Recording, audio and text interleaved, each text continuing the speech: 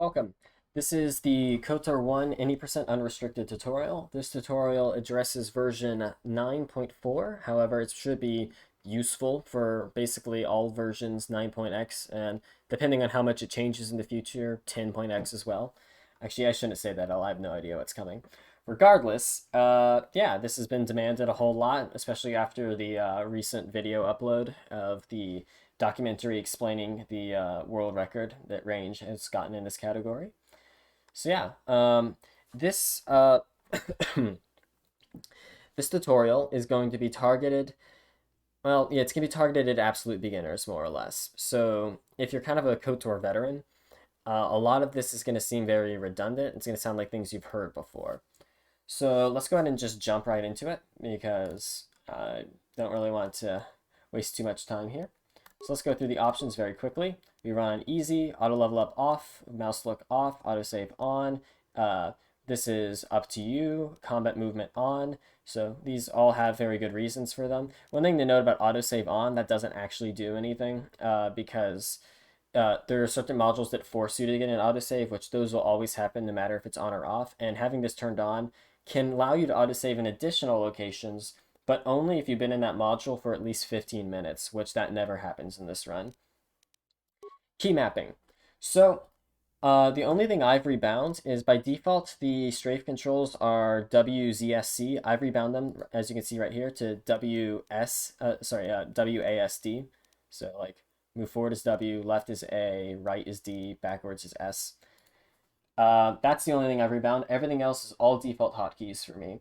That is unusual. Most people rebind their keys. If you want to rebind your keys, you have my blessing. If you need suggestions for key rebindings, talk with Range, Indie, like Werewolf even, or Chaos would definitely have some suggestions as well. Yeah, rebinding keys can definitely help a lot. It's just that I've been playing this game for nearly a decade, and I'm way too used to the default keybind, so I could never go back. So, and with that out of the way, set your mouse settings how you like. Feedback. Big important ones are tutorial pop-ups off, status summary off, and hide quick menus off. We want those things set to off. Everything else is more or less up to you. Like the minimap is handy for learning. Floating numbers is handy for some visual cues. Tooltips can be handy sometimes. Hide unequipable, that really doesn't matter much. And auto pause rather, we want them all turned off because the only time the game should pause is when we want it to pause. Graphics. Shadows and graphs, I keep them off. You want to try and prioritize frame rate for one of the glitches in this game, so definitely like kind of steer your settings around that. If you get some really bad graphical errors, a lot of times you need to have grass off. A lot of people, like on modern GPUs, there'll be weird like occlusion and culling from grass objects. So yeah, if that happens, make sure grass is turned off. Go ahead and leave your texture quality on high. That's not going to affect your frame rate at all. The image files in this game are so small that the bottleneck is going to be the your like disk speed, and it's going to have nothing to do with your graphical capabilities. Not to mention the high quality textures have some good visual cues baked in with them. Anti-aliasing, I don't like the anti-aliasing, so I keep it off. Again, these are kind of up to you. They can't help the frame rate some. Frame buffer effects and soft shadows have a tendency to break this game on some modern hardware, so I definitely recommend keeping them off. If they work for you, go for it, but yeah, I'd like these off. Also, I hate the verify runs that have frame buffer effects on because it really hurts my eyes. I don't like how it looks. VSync. VSync, VSync, VSync. This is probably the most important graphical setting.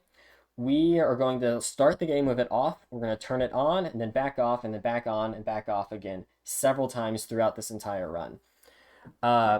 So you need to have a basic understanding of what this setting does. Whenever VSync is off, your frame rate will be really high. As you can see in the corner up here, I have 3000 FPS here on this menu. And that's kind of the idea of having VSync off. See, when I turn it on here and then hit OK, you'll see my frame rate drops down to 60 and it gets locked in at 60 frames per second. And the frame rate that it locks in at is actually your monitor's refresh rate that KotOR is running on. So it is very, very, very, very, very important that your monitor's refresh rate is something lower than the expected refresh rate that KotOR is looking for, which is generally speaking going to be 60 hertz. And in some categories, you can get away with frame limiters and things like that. In this category, you're going to need to underclock your monitor to 60 hertz if it isn't already 60 hertz. The screen I'm using is a 60 hertz panel, so I don't have to do any underclocking. But if you are using a different platform, like, a high refresh rate monitor, you absolutely need to underclock it to 60 if you want to run this category. It's not hard to do it. There's Windows settings for it. You can turn it off and on whenever you're not speedrunning this game. Just something to keep in mind. Regardless, we start with VSync off. So, finally, sound, whatever you need to do for your settings. Alrighty. So, one more setting I'd like to show. We're going to show the SW KotOR file. So let me swap the monitor A here. So, first of all, we don't allow any mods in this game, so your override folder should only have an NWS script or perhaps nothing in it. And modules should only have files of type rim in here. And if we see something else, we don't really accept those runs. We don't consider them to be valid. Now, with that out of the way, let's talk about SW KotOR INI. This is the only file in here that we do allow you to modify. Or I suppose we also let you mess with swconfig, but that just changes things in the INI. So, most of these are just actually your sound settings we were just looking at. But here's some other things you can look at. I like to change my camera accelerations. You don't have to. That's a personal thing. Like a lot of things in here are personal things because they're just sort of settings that you can mess with. A big one, disable movies equals 1. Keep in mind, this is under the game options section. This is going to disable the movies, and which is not only a very important speed thing because we don't want to watch movies. Of course, you can skip them instantly, but it's also very important for stability because a lot of modern hardware has trouble with these movies. They can cause weird game crashes, kind of like your game to hang or get stuck. So we like to have them disabled. It makes everything just nicer for everyone. Also, I've enabled cheats turned on here. Obviously, you're not allowed to use the cheats during the run, but they can sometimes be helpful for getting practice saves put together. Next thing to look at, allow windowed mode equals 1 under graphics options. That's how I got my windowed mode version of KotOR here in the background. And full screen is equal to 0. Those are both pretty important things. If you have these set, but KotOR still in full screen, if you hit Alt-Enter, that should force KotOR to toggle into the other background things. If you want to mess around with refresh rate settings, be my guest, but I'm pretty sure this game starts to misbehave when it's above 60. Well, of course, that's yours to mess with. And yeah. Alright, with all that out of the way, let's just go ahead and jump into the game proper. Alright, so one thing is, between every single attempt of any percent, we require the game to be quit and restarted. The reason for this is because, well, there's actually a whole bunch of different reasons for this, but some of the ones you'll hear commonly is as the game runs, it starts to accumulate, there's a memory leak involved with various features in this game, and it starts to accumulate memory usage, and so by having the game already running beforehand, it can affect how gameplay performs as the game goes on. Another thing is, like, there are various glitches you can do that can cause the first runtime of the game to have very special properties, and so we like to have it just set up to where we have a fresh start at the very beginning, so we know no funny business has happened. Now, for a new game, in this run, we go with Scoundrel. You can pick male or female. That's totally up to you. A lot of the top runners use male, mostly because that's what we're used to. There's a lot of visual cues involving the shape of his legs. There are different visual cues for the female character model, though, of course, that is something you're probably going to have to ask Bluffix or Indy about. I'm not too familiar with how they line up. Custom character. Portrait. Pick whichever portrait you like. Attributes. We do 18 strength, so we can hit people hard, 14 dexterity to increase our reflex saving throw and our chance to dodge, 14 constitution, so we actually have a little bit of health, and also have a better fortitude saving throw, and 10 charisma, so we can do a singular persuasion, it's actually just a charisma check, on Kashyyyk with some Zerker guards. Alright, with that out of the way, skills. The only required skill is for security. A lot of us like to take the for awareness because it can help us see mines in various points in the game, which is nice and handy. Feats. In the current route, we're starting with weapon-focused melee weapons. It gives us a plus 5% chance to hit on terrorists, which is actually huge. And we do that one first because you have to scroll down to get to it, and that's kind of slow, so we'd rather not do it during the run. Because keep in mind, the timer for this run doesn't start until we hit play down here. So let's pick a name. And with a name picked like that, we're ready to start. Our very first glitch of this run is going to be called a hard buffer. How hard buffers work is whenever you're in a zone or a trigger to start a conversation, if you tap your quick save key enough times such that the conversation is queued but hasn't yet started, you can then load the quick save, and what that will do is that will cancel the entire conversation and cause it to not occur. So I'm going to show you how to do this right now. I have my mouse up in the corner positioned and ready to go. And I'm just going to hit enter to select play. And as soon as this load ends, I'm going to quick save twice and then click like this. Save, save, click. All right, and with that, I want to load the quick save. And so here's the quick way to do that. You hit enter, enter, move your mouse up a tiny bit and hit enter. All right, and so that was the buffer. And yeah, I'm actually just gonna do that again really quickly just to kind of show you how that, like, the saving will usually look. Like, that is the loading part rather. So it's just click, enter, enter, enter, like that. And that's how you load in really quick.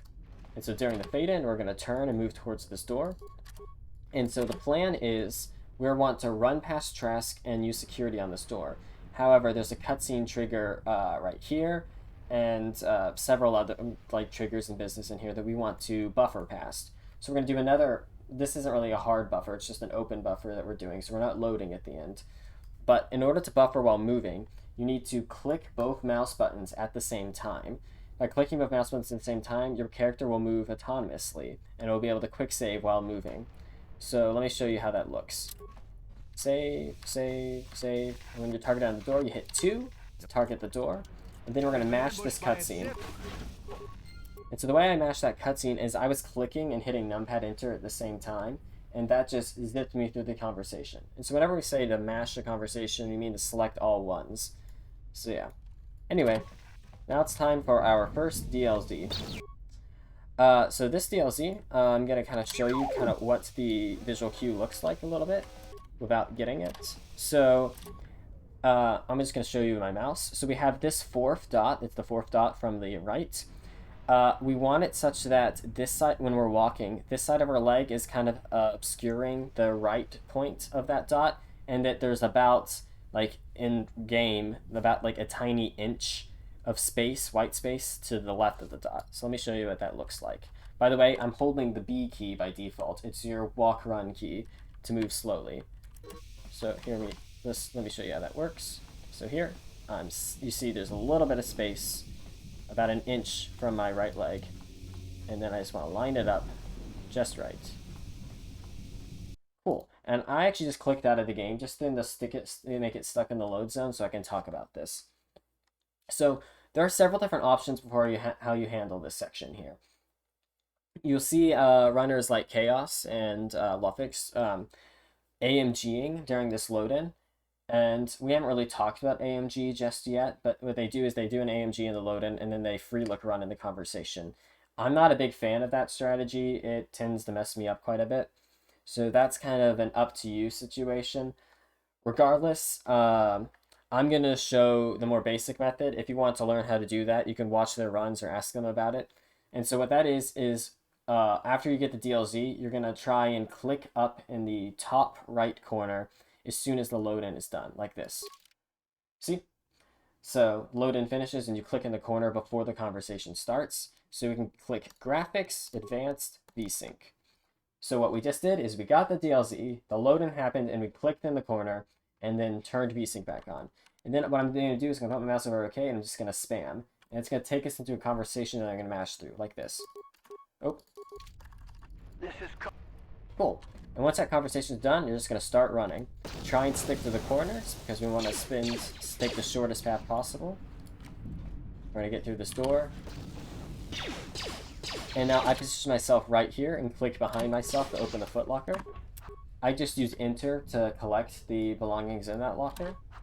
Now we're going to go to this computer, and it's going to be 2, 3. And just watch this cutscene.